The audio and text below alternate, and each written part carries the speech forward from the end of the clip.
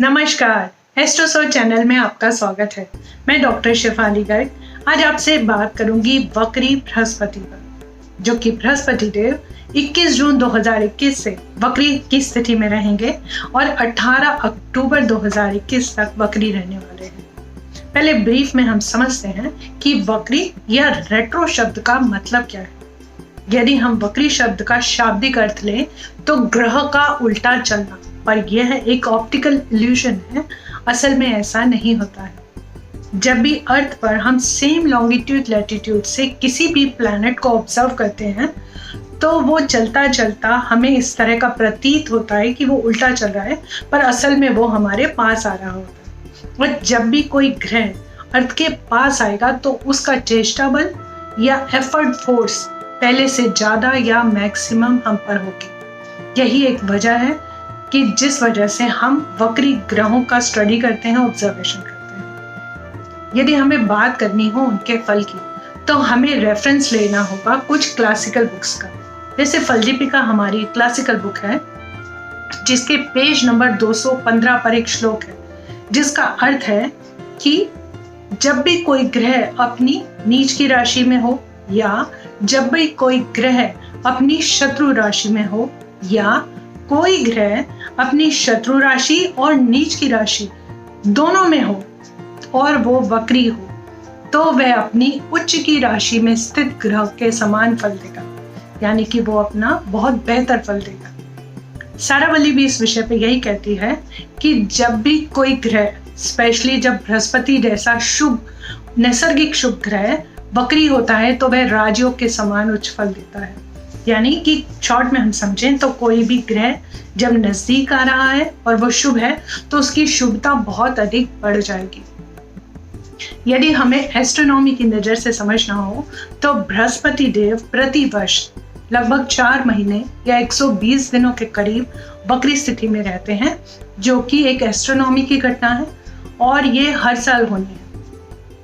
परंतु बृहस्पति देव किस राशि में वक्री हो रहे हैं और किन प्लैनेटों से दृष्टि स्थिति युति संबंध बना रहे हैं, यह बात इंपॉर्टेंट है और यही एक स्टडी हम लोग कर रहे हैं। बृहस्पति देव 21 जून को कुंभ राशि में वक्री होंगे, यानी उल्टा चलना शुरू होंगे और 14 सितंबर तक वो कुंभ राशि में ही वक्री रहेंगे। 15 तारीख को वो मकर राशि में वक्री ही स्थिति में एंटर करेंगे और 18 अक्टूबर तक मकर राशि में ही वक्री रहेंगे। उसके बाद वो डायरेक्ट होंगे। अब हमें समझना हो कि इस 120 दिन की यात्रा में, उल्टा चलने की यात्रा में, वो हम पर क्या प्रभाव डालेंगे। तो हमें समझना होगा बृहस्पति देव के स्वभाव को या उसके कारकों को।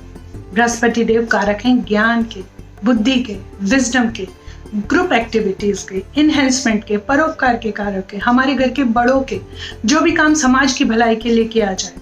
बृहस्पति विधि के, न्यायाधीश के, कोई भी चीज इच्छा पूर्ति से जुड़ी हो, इनहेंसमेंट से जुड़ी हो, ग्रोथ से जुड़ी हो, उसे हम बृहस्पति देव से जोड़कर देख सकते हैं। यदि हम साधारण भाषा में या बिल्कुल आसान शब्दों में समझना चाहें, जो कि बृहस्पति देव अब वक्री होकर यानी उल्टा लौट के आ रहे हैं, तो वो इन क्षेत्रों से जुड़े हुए काम जो अतीत में पूरे नहीं हो पाए उन्हें पूरा कराने आ रहे हैं। वो कैसे, वो हम समझते हैं। बृहस्पति देव कुंभ राशि में रेट्रो होंगे या वक्री स्थिति में आएंगे। पहले हम बात करें यदि वक्री ग्रहों की, तो बृहस्पति देव और शनि देव दोनों बहुत ही स्लो मूविंग प्लैनेट है और उनका हम पे प्रभाव बहुत अधिक आता है, क्योंकि ये दोनों ग्रह कम से कम 4 से 5 महीने के करीब हम पे वक्री ग्रह का प्रभाव डालते हैं, जो कि इंटेंस होता है, स्ट्रांग होता है।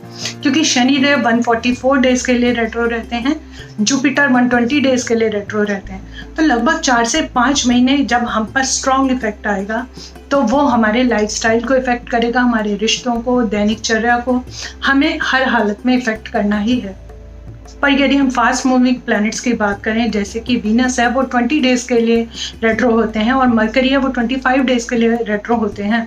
तो जब तक उनका इफेक्ट हम पर आता है, हम परेशान होना या खुश होना शुरू होते हैं, वो डायरेक्ट हो जाते हैं। तो इसीलिए उन लोगों या उन प्लैनेट्स का हम इफेक्ट इतना ज़्यादा नोटिस या हम स्टडी के लिए नहीं करते हैं। परंतु स्लो मूविंग प्लैनेट्स जुपिटर और सैटर्न, इन दोनों का इफेक्ट हम पे स्ट्रांग आएगा, इंटेंस आएगा। आप समझते हैं कैसे?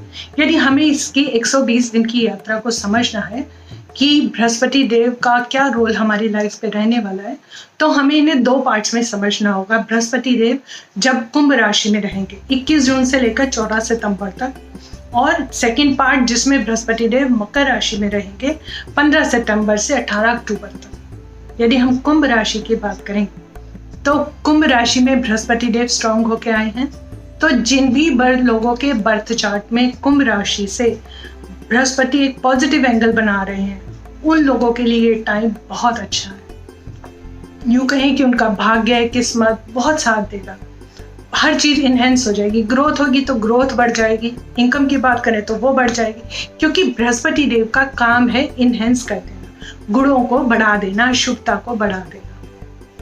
अब हम समझते हैं उसके प्रभाव को। बृहस्पति देव की कुंभ राशि से पंचम दृष्टि पड़ेगी मिथुन राशि पर। बृहस्पति देव की पंचम दृष्टि होती है ज्ञान की दृष्टि, पूर्व जन्म के पुण्यों की दृष्टि।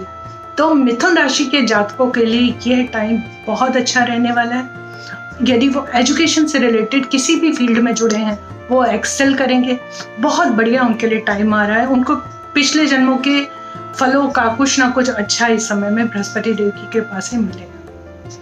बृहस्पति देव की सप्तम दृष्टि आ रही है सिंह राशि। सप्तम दृष्टि यदि कहें तो कंपेनियनशिप की दृष्टि है। तो सिंह राशि के जातकों के लिए यह समय उनके घरेलू फ्रंट पे बहुत अच्छा रहने वाला है।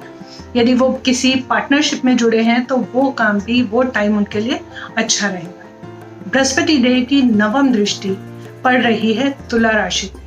नवम दृष्टि जो होती है वो है भाग्य की दृष्टि, यानी कि तुला राशि के जातकों का भाग्य इस समय में बहुत चमकेगा, बहुत साथ देगा। वो जो काम करना चाहेंगे बृहस्पति देव के आशीर्वाद से वो बहुत बेहतर तरीके से कर पाएंगे। अब समझते हैं सेकंड पार्ट को। जब बृहस्पति देव मकर राशि में एंटर कर रहे हैं, यानी कि 15 सितंबर से लेकर 18 अक्टूबर तक का समय।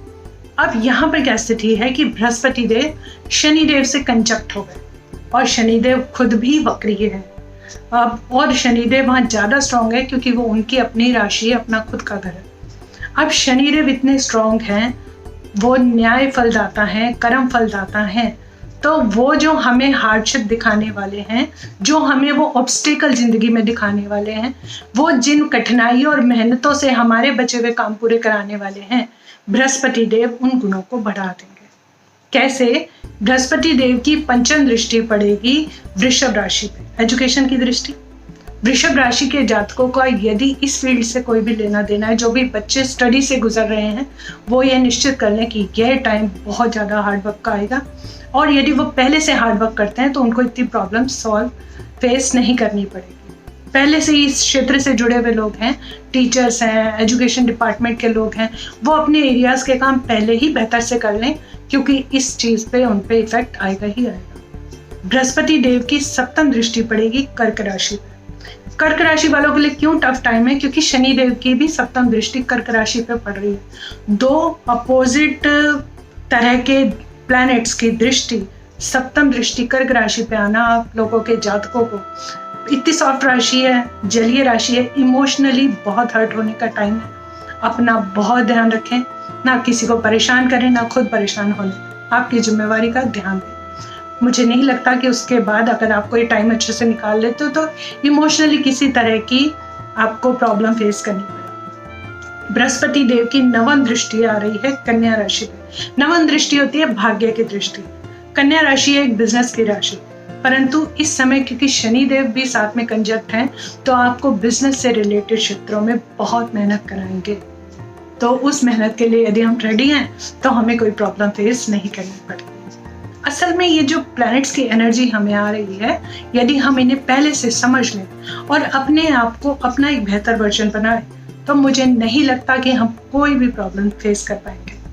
उम्मीद करती हूँ कि यह जानकारी आपके काम आए, पसंद आए। धन्यवाद।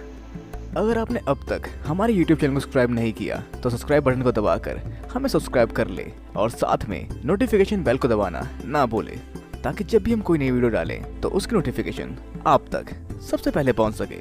धन्यवाद।